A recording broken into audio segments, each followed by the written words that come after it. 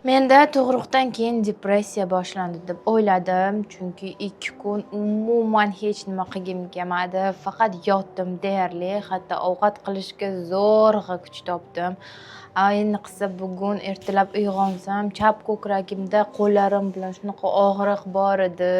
Buni hamma emizadigan onalar tushunadi, chunki baribir bir marta bo'lsa ham bunaqa og'riq bo'ladi.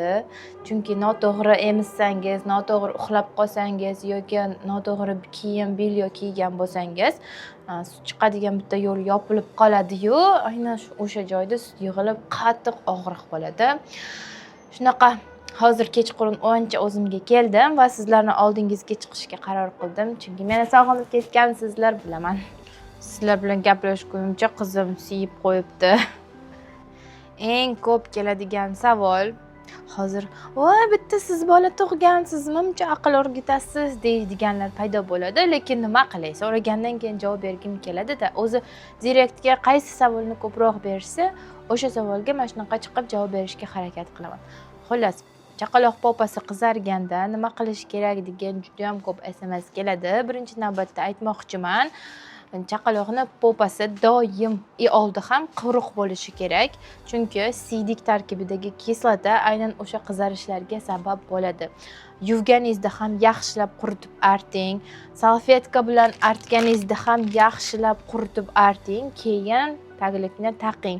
Tagligingiz ham yaxshi bo'lishi kerak. Doim ichini tekshirib ko'ring. Agar ho'l bo'lsa, demak boshqa taglik ishlatishingiz kerak, chunki taglikning o'z vazifasi suyuqlikni to'liq shimib olish.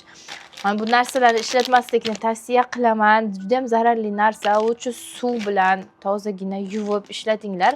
Chunki salfetkalarning tarkibini o'qisangiz, 101 ta har xil moddalar bo'ladi. Aynan buniki emas, buning tarkibi yaxshi aytgancha qana edi yozuvi?